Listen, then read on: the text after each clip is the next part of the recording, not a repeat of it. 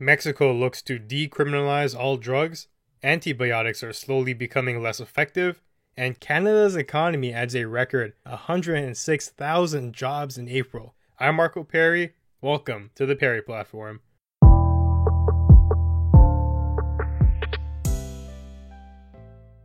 Today, our first article has to do with Mexico, but Canada is still tied in there because the changes they propose affect us as well, and you can kind of see how Canada's marijuana policy has affected the mindsets of the rest of the world. It was announced that Mexico's president has released a new plan, which came out last week, that called for a massive reform on the nation's drug laws. The plan is centered around decriminalizing illegal drugs, all of those, then taking the funding that they use to combat that and using it to pay for treatment programs and centers instead. The president then goes on to claim that the war on drugs has been a massive failure and the prohibition effect is not sustainable.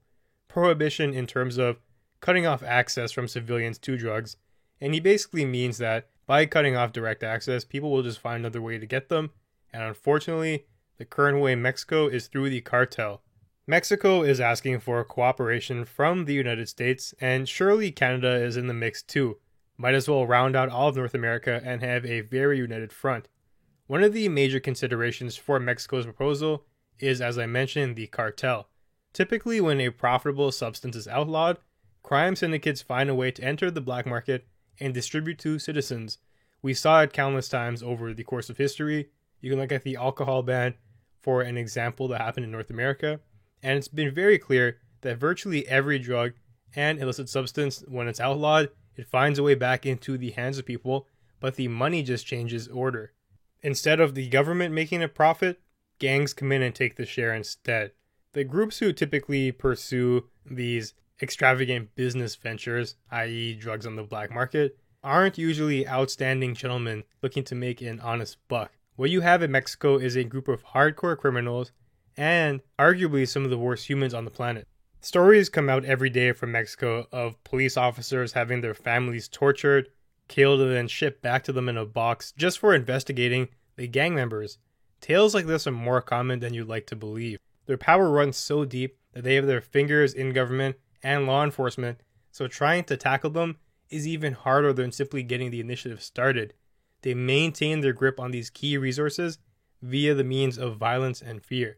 It's truly a scary place to be, and submission is the best way to go about business if you want to keep your head on your shoulders. If you attempt to oppose the cartel, you definitely need powerful allies on your side, or you'll just be taken out at the snap of a finger.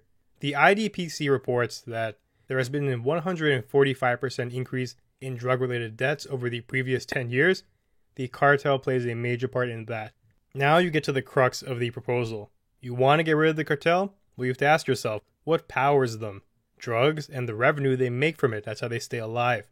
If you can take the black market out of the equation, the hope is that the gangs will die out, losing their means of sustainability. You can say Canada is a key figure because we've carved a sort of path with our legislation of marijuana, showing countries that it's a potential answer to the problem, legalizing a drug and it's had positive effects. The government's making a lot of money, people aren't getting arrested for petty crimes, and overall, it seems like it hasn't led to any extreme addiction and tendencies among the populace. People are handling it responsibly, and there's also been reports that people driving high has not been an increased event due to the legalization, so overall the policy makes sense. Here's where I'll make my first distinction. The Mexican plan, as outlined by the president, is to decriminalize all drugs. This is not the same as legalization. Decriminalizing a drug simply means not facing legal consequences, where legalization is more so having the drug readily available to the populace and being sold by government or companies. Canada with marijuana is a more concrete example of legalization, and a place like Portugal is an example of decriminalization where you can't just buy the drug, but at the same time, if you do have it, you won't be tried and arrested. Simply decriminalizing drugs, I feel like it wouldn't produce the results that the people of Mexico hope for. The cartels will still thrive because the market space exists and another means hasn't risen to replace it. If you're going forward with this plan, the end goal should be legalization, not just simply decriminalization. You need to have the government or even private companies offer the drugs to the public to undercut and remove the cartel from the equation. Decriminalizing them might be the first step, but it's certainly not the be-all, end-all. Since we're on a topic though, let's talk about some of the pros and the cons of legalizing all drugs. It's been a hotbed issue and people can't seem to agree on it. So, first of all, on the pro side, it can potentially eliminate the cartel, in Mexico at least, and in places like Canada and the States where a cartel doesn't really exist, it can help get rid of gang violence and lower criminals selling and distributing drugs. On top of that, you won't have people in jail for minor drug offenses anymore. Someone having a gram of marijuana will not be sent to prison and have their life ruined due to legalization. On top of that, the government can profit from tax revenue of selling drugs. The economy will be spurred and new industry will arise. Entrepreneurs can make new jobs for people, and the money will flow back to the country legally, out of the hands of criminals. Then you have the argument that by legalizing drugs, you can put in place better resources such as care clinics and educational systems because the stigma will be gone from it. You won't be talking about anything illegal anymore. You'll be talking about a dangerous substance, and you should be aware of it before you make a decision on whether or not you want to use it. The clinics will take care of people who choose to use the drug, and your second hope here is to deter new people from entering the drug realm by educating them on the cons of the substance. Even if you need to invest money into care centers and education, it's very likely that the tax revenue from the sales of drugs will cover it and it will still leave you with a surplus. In terms of monetary policy, it's a sound suggestion. Now, there are also a few negative consequences that we have to discuss. The first of those is that not all drugs are equal. Marijuana was very easy to legalize because it's rather docile. The negative effects of the green aren't all that impactful. You might fall asleep, eat a whole box of pizza to yourself, forget where you put your cookie jar. But how about heroin? How about cocaine? How about crocodile? There's a wide range of substances that will mess you up, guaranteed. One try is enough to flip your world upside down, and now those things will be integrated into society under the banner of legalize all drugs. One of the barriers to access was the fact that you couldn't pick up those drugs at Shoppers Drug Mart. You'd have to find a drug dealer and run the risk of getting a subpar product which could outright kill you if it was made wrong. Even things like hallucinogens, magic mushrooms, stuff like that, could dramatically shift the way our society operates if it becomes an indulgence that people start consuming at increased rates. I mentioned Portugal before, and they're a case example of a country that decriminalized drugs. The usage rates went down, but it's not the same as legalization. We don't know if the pattern will hold true, and on top of that, North America is a very different place with a different set of living standards. It's hard to just say, because X happened in Portugal, it will be the same result in North America. The evidence isn't there to back it up yet. I suppose if you want the best of both worlds, the answer is to be scrupulous in terms of drugs. You shouldn't have every drug readily available, but then again, I wonder if the black market will arise. We'll be dealing with another, more specialized cartel. Maybe you have marijuana legalized, but you keep heroin illegal. The black market will still exist, but now it will shift its resources into heroin production, so it might not be the most realistic approach to that. Given everything here though, when you weigh the pros and the cons, I believe that legalizing all drugs, the pros outweigh the cons, especially in a place like Mexico, because, namely of the cartel. That pressure itself is enough to make you want to legalize all drugs, even if the cons are plentiful. In places like the US and Canada, where cartels are a lesser worry, it's more debatable though, as the immediate threat of torture and gang violence is not to the same degree. I think we can all agree that this is a complex issue, but if eliminating the black market is the goal and reducing gangs, then it's clear the steps we need to take to achieve that. We just need to be ready to handle the ripples of secondary consequences that can affect our society. It's not inherently all good, despite having many good aspects. Drugs are a major problem, and you can tell just from the nuance of it. You don't want your loved ones to do drugs, especially things like heroin and cocaine. But by legalizing it, that might be the lesser of the two demons here. At the very least, I'd be on board to do some more research, and I implore Canada to look into Mexico's request and see what we can figure out, because it could be a valid approach and lead us to a more positive North America. So enough about that. Now let's talk about another set of drugs, antibiotics, and how they're becoming slowly more useless. An article from Vox today highlights that common diseases are becoming untreatable. This comes from a warning from the UN that issued a report on drug resistance. The paper goes on to say that by 2050, 10 million people a year could die from drug resistance diseases. Antibiotics have been a true blessing for humanity, but like with most things, it comes with a downside, especially when used in excess. Bacteria have the ability to adapt and evolve as time goes on. They are living things after all. Antibodies wipe out most of the bacteria, but not all the germs, and the ones that survive look for ways to develop a resistance so the next time the antibody comes along, they aren't simply getting wiped out. We've been using antibodies excessively in animals, plants, and humans, and now we're facing the consequences of that. Currently, 700,000 people die globally each year due to bacteria that has developed drug resistance, which leads to diseases that are drug resistant. Tuberculosis is one in particular that has mutated in a way where it claims 230,000 lives due to the ineffectiveness of treatment. On top of that, things like STDs and UTIs have also started to get stronger, and that's some seriously bad news, really. Think about it. Imagine if it gets to the point where most people are walking around with super herpes. That's a no-sex zone. It's a no-fun zone too. So economically, this can have some severe consequences, such as raising our healthcare expenditure, as more people need intensive treatment for things that could be easily handled with a drug in the past. The report then goes on to say that there's an easy way out of all this. If people invested $2 a year towards this cause, research could get new drugs and implement measures to reduce the threat. Isn't that the perfect time to ask for money? Hey guys, there's an epidemic on the horizon and millions will die. Call them now to invest $2 to save the world. Now, jokes aside, maybe it's true. I just find the product placement here to be impeccable. Kudos to the marketing team. So one way we need to approach this, in my opinion, is to change the way we view antibodies. They shouldn't be things we take each morning at the slightest sign of discomfort. We should reserve them for truly grievous circumstances. We don't need every farm animal to be chock full of antibodies either.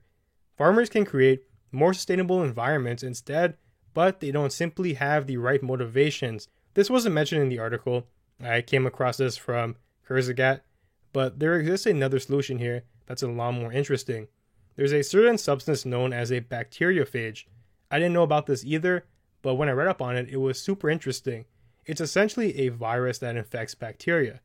Typically, they latch onto the bacteria and they destroy their hosts.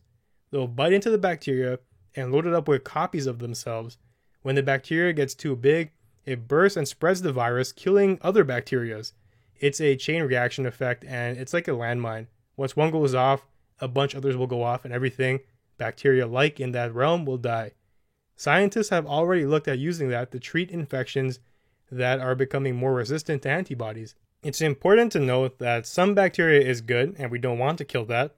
Sometimes having the bacteria burst can be more hazardous than leaving it alone, but other times it's a great way to get rid of a threat.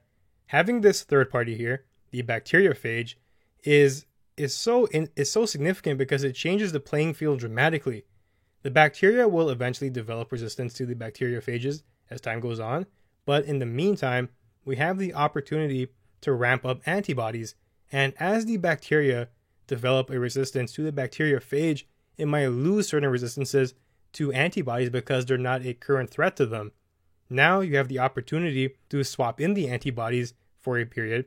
Since the bacteriophages are organic, they now have the ability to adapt as well. Ideally, this will play out as a swap and switch system where we always have a tool at our disposal to combat infections. It's really promising research, but there's still a lot of work that needs to be done. If it was up to me, I'd rather put $2 towards that, as it seems borderline revolutionary. It's shocking that modern science has only been around for a fraction of time, considering how long humans have been around for, but it's come so far. I'm excited to see where things go in the next 20 years or so. If one day we have an army of bacteriophages that can just kill anything we don't want, that could end so many diseases, and it's not like we need a new cure for all of them. Just summon some bacteriophages with a custom code that know exactly what to track, and boom, you're healthy again. Crazy, right? We'll see how that plays out though, and it's definitely on my radar. If any new news comes out about the magic bacteriophages, I'll let you know. Now, moving on to our final story. Canada's economy adds a record 106,000 jobs in April. Employment rose by over 106,000 jobs in just 1 month. That's the biggest single-month gain dating back all the way to 1976. Prior forecasts from economists and journalists only projected our growth to be at about 12,000 jobs, but that was blown completely out of the water. We've done so good in such a short span of time. The jobless rate fell to 5.7%, and that is also near a 4-decade low. A lot of Canadians are employed right now. On top of all this, the Canadian dollar has gone up to nearly 75 cents US, and our bond yields also climbed. Speaking of this US to Canada conversion, it really made me wonder back to a time where the Canadian dollar was actually on par with the US. It was 1 for 1.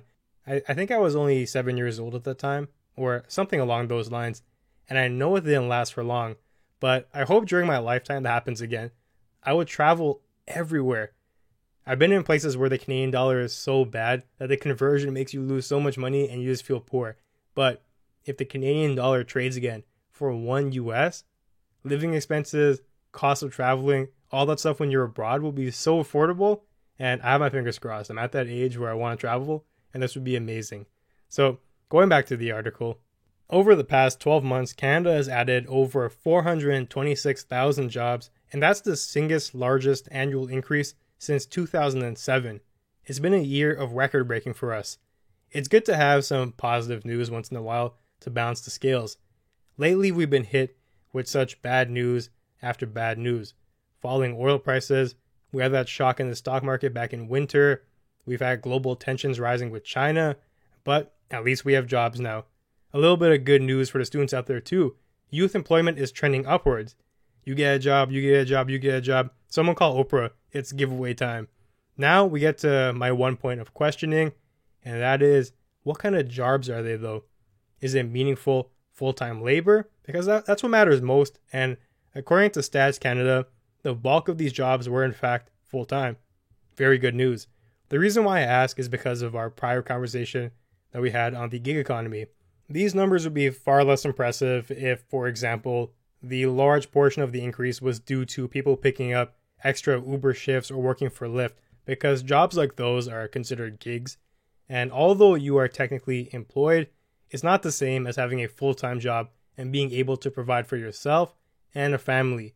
Having something like Uber is meant to supplement your income, not be a primary means of income, and sometimes lumping those numbers in skews the data a little bit and makes you believe things are better than they really are. So Stats Canada clarifying and saying that the bulk of these jobs are actually full-time and in a variety of industries is so good for Canada, and it really is great news.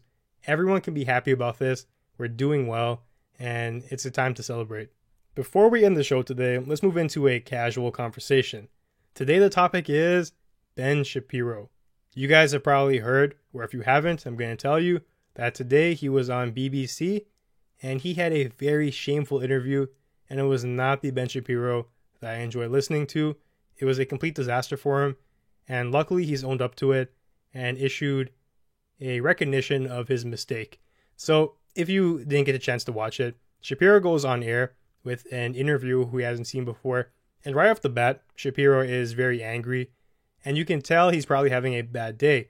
He lets it be shown, and he's sassing the interviewer, refusing to respond to questions, demanding his own questions, interjecting left and right, and at one point he makes a rather snark remark where he starts accusing the guy of just coming to defame him, and Shapiro is so popular, I'm making your show good, you need me more than I need you, that kind of tone, and it was unbecoming of him.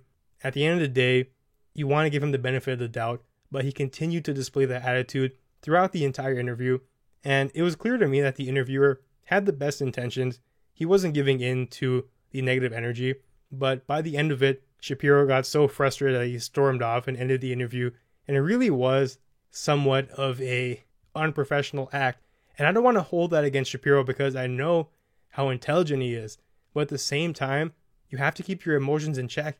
And I truly hope that what we saw here was, as I assume, to simply be a bad day. If that was the real Shapiro we saw, then it's unfortunate because that's not someone you should be admiring. So he set this terrible example, and a lot of people who look up to him were kind of shocked by that. And it really got me thinking. I hope one day if I ever get invited to talk on a show, which I would love to do, I hope I can maintain my composure and not act like someone who's lost control and been consumed by their own ego.